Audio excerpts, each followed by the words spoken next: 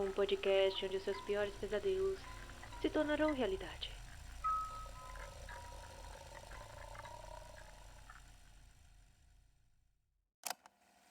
O sono da razão produz monstros.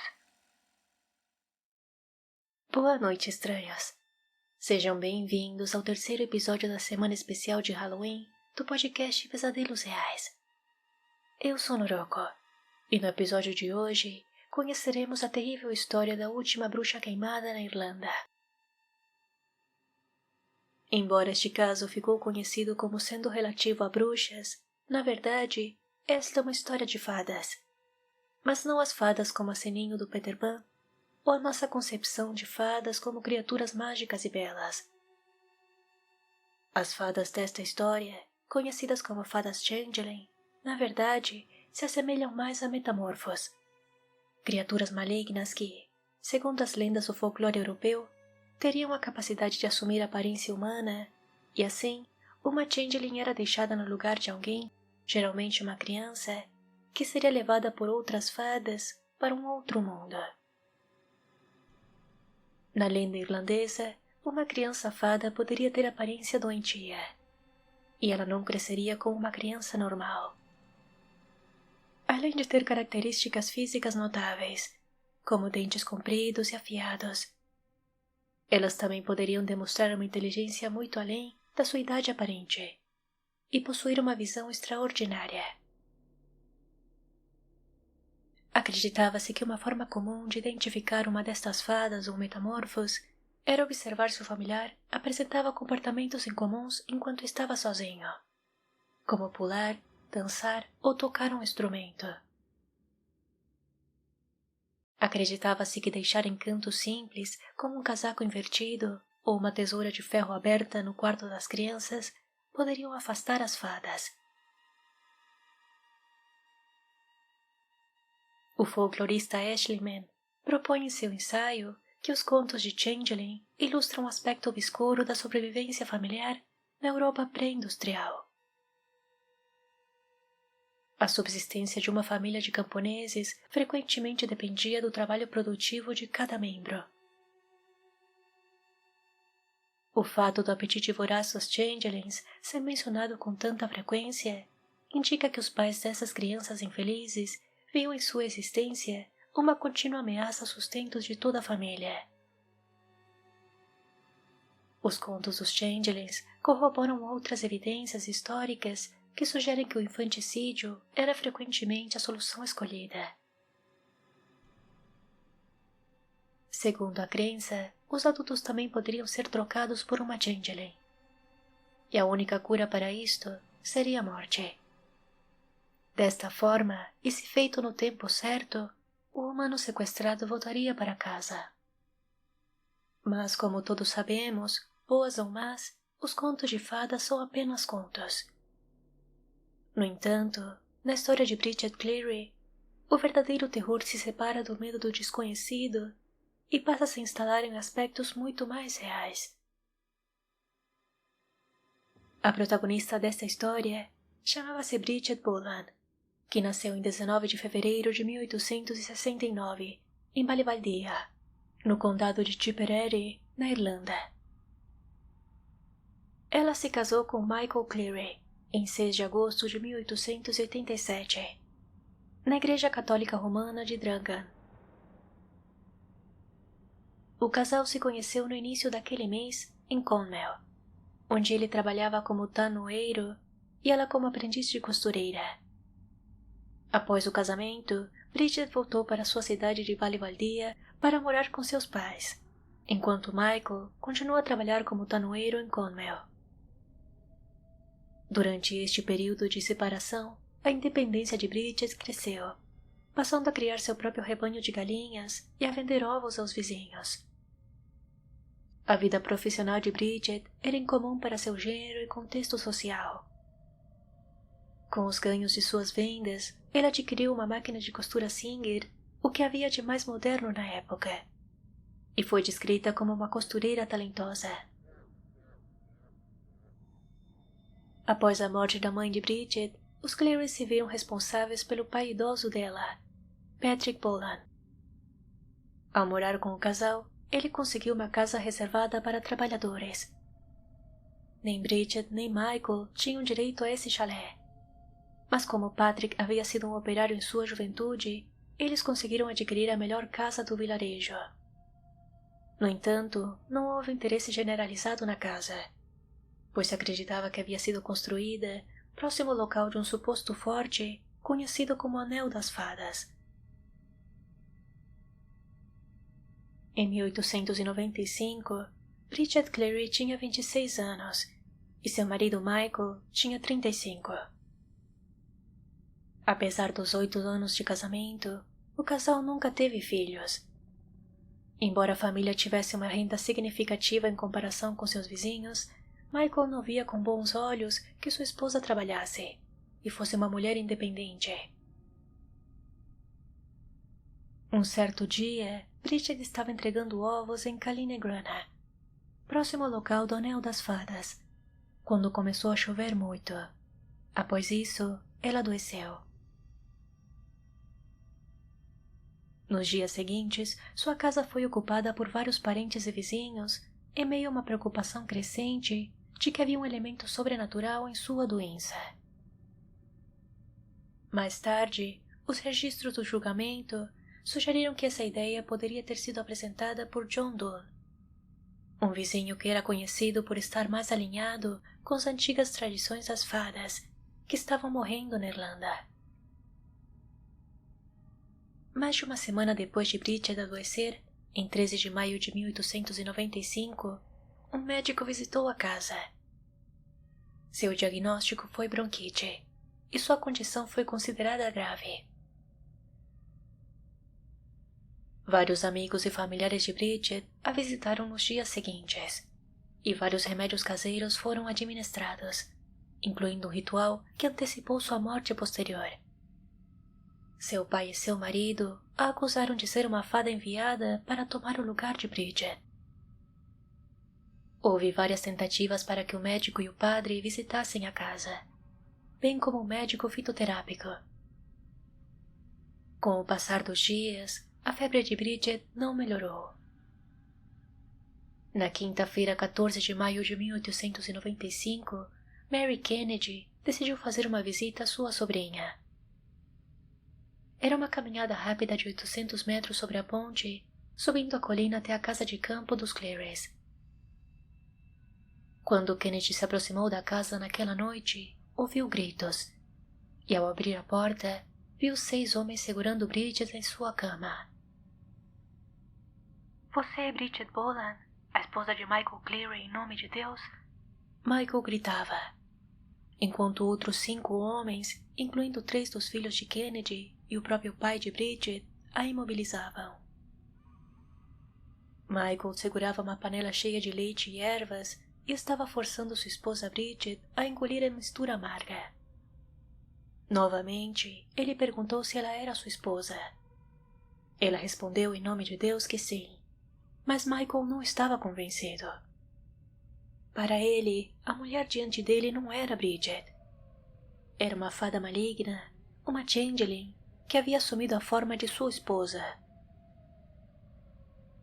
Na sexta-feira, 15 de março de 1895, as tensões estavam aumentando no pequeno chalé. Mais cedo naquele dia, Michael chamou novamente o padre Ryan, que afirmou ter encontrado Bridget viva e agitada. Michael disse ao padre que não estava dando à esposa o remédio prescrito pelo médico, porque não tinha fé nele. De acordo com Ryan, Cleary então disse: "As pessoas podem ter algum remédio próprio que faça mais bem do que o remédio do médico." Bridget recebeu a extrema unção e o padre Ryan foi embora. À noite, os vizinhos e parentes voltaram à casa dos Clearys. Seguiu-se uma discussão novamente tingida de mitologia das fadas. Michael, então, começou a perguntar repetidamente à esposa quem ela era. Ela o irritou ao afirmar que a única pessoa que havia fugido com as fadas era a mãe dele. Ela também afirmou que poderia ver a polícia na janela, em um esforço para ser deixada em paz. Michael tentou repetidamente fazer com que ela dissesse seu nome enquanto a fazia comer 3 fatias de pão. Quando ela não respondeu ao terceiro interrogatório, ele a jogou violentamente para a frente da lareira. Arrancou sua camisola, encharcou-a de querosene e ateou fogo nela com um pedaço de madeira em chamas. Ele gritou que aquela não era sua esposa, mas uma bruxa que estava queimando. As testemunhas não sabiam ao certo se ela já estava morta nesse momento. Michael afastou os outros do corpo enquanto ele queimava, insistindo que ela era uma changeling e que ele recuperaria sua esposa das fadas. Houve uma confusão após o evento, pois os membros da família dela foram trancados dentro da casa por Michael. Mais tarde naquela noite, ele recebeu a ajuda de Patrick Kennedy para remover o corpo da casa. Em 16 de março, começaram a circular rumores de que Bridget estava desaparecida, e a polícia local começou a procurá-la. Michael foi citado como tendo afirmado que sua esposa havia sido levada por fadas, e ele parecia estar fazendo uma vigília. Na semana seguinte, foram colhidos depoimentos de testemunhas, e quando o corpo queimado de Bridget foi encontrado em uma cova rasa, em 22 de março, 9 pessoas foram acusadas de seu desaparecimento, inclusive seu marido. No dia seguinte, um inquérito médico legal deu o veredito de morte por imolação. As audiências judiciais ocorreram de 1º a 6 de abril de 1895. 9 réus ficaram presos até o julgamento. A sessão do tribunal começou em 3 de julho, e o grande júri indiciou 5 dos réus por assassinato: Michael Cleary, Patrick Boland, Mary Kennedy, James Kennedy e Patrick Kennedy. Os 9 réus foram indiciados sobre acusações de ferimento. Como parte do julgamento, o júri foi levado até o prédio de armazenamento, onde o corpo de Bridget seria mantido até seu enterro. O júri teve a oportunidade de ver as condições do corpo e a extensão dos ferimentos, bem como verificar pessoalmente que o corpo era de fato de Bridget. A cena que os jurados testemunharam os convenceu do sofrimento horrível que ele havia suportado antes de morrer. 6 dos réus foram acusados de ferir a vítima, e suas condenações variaram de 6 meses a 5 anos de servidão penal. Mary Kennedy foi libertada devido à sua idade, e Michael Cleary foi considerado culpado de homicídio culposo, e foi condenado a 20 anos de prisão. Ele passou 15 anos na prisão de Maryborough, e foi libertado em 28 de abril de 1910. Após sua soltura, Michael mudou-se para Liverpool, de onde emigrou para Montreal, no Canadá, em 30 de junho do mesmo ano. A morte de Bridget e a publicidade em torno do julgamento foram consideradas politicamente significativas na época. O governo local irlandês era uma questão política ativa na Inglaterra. A cobertura da imprensa sobre o caso Cleary ocorreu em uma atmosfera de debate sobre a capacidade do povo irlandês de governar a si mesmo. E foram expressas preocupações sobre a credulidade e a superstição dos católicos rurais. O escritor Edward Frederick Benson teve um interesse considerável no caso e publicou um comentário acadêmico sobre ele, intitulado Recente Queima de Bruxas em Clonmel, no influente jornal The 19th Century, em junho de 1895, antes do julgamento. Ele acreditava no argumento da defesa, de que as pessoas envolvidas com a morte de Bridget agiram com base na crença genuína de que ela havia sido possuída por um espírito, não tendo a intenção de matá-la, e estavam tentando restaurá-la a seu estado legítimo. Benson fala sobre a enorme força que tais crenças exercem sobre mentes não instruídas, e ressalta que a porta da casa dos Cleary foi deixada aberta durante o crime e que não foram feitas tentativas de manter em segredo as agressões a Bridget. Sobre isso, Benson explicou: é inconcebível que, se quisessem matá-la, tivessem deixado a porta aberta, que tivessem permitido que seus gritos atraíssem vizinhos, ou que 10 pessoas tivessem sido admitidas para testemunhar o terrível ato. Entretanto, é inegável que a família recebeu a visita de um médico e um padre que tentaram dissuadir Michael e o pai de Bridget sobre a teoria das fadas. A família escolheu não lhe dar os medicamentos apropriados e, em vez disso, se dedicaram a discutir sobre superstições, enquanto a condição de saúde de Bridget piorava. Se houvesse interesse, provavelmente teria dado tempo de desistir da ideia de matá-la. Mas sabemos que, pela época, Bridget era uma mulher que intimidava por sua independência. E muitas como ela naquela época, que não encaixavam no padrão de servidão esperado, sofriam grandes consequências, inclusive sendo enviadas a psiquiátricos. Possivelmente, a suposta crença das fadas Changeling, da mesma forma que era utilizada por pais que cometiam infanticídio, foi utilizada por Michael para se livrar de Bridget. E tendo tantas testemunhas no momento do crime, ninguém fez nada para parar Michael. Todos agiram sobre uma espécie de histeria coletiva enquanto assistiam uma suposta bruxa a queimar. Mais do que apenas contos, nessa história, os monstros se revelaram muito mais humanos e perigosos, quando obrigados sobre uma crença mortal.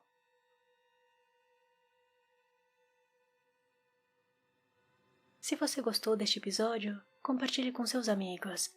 Não se esqueça de avaliar deixando 5 estrelas no Spotify. E me siga no Instagram no @podcast Pesadelos Reais. Se quiser apoiar este projeto, considere fazer uma pequena doação ao Pix do programa. Qualquer contribuição será de grande ajuda. Isso me ajudaria muito a manter o podcast em pé, produzir de forma mais frequente e melhorar o equipamento utilizado na produção. Verifique a descrição para mais informações. Muito obrigada por ouvir até aqui e até o próximo episódio.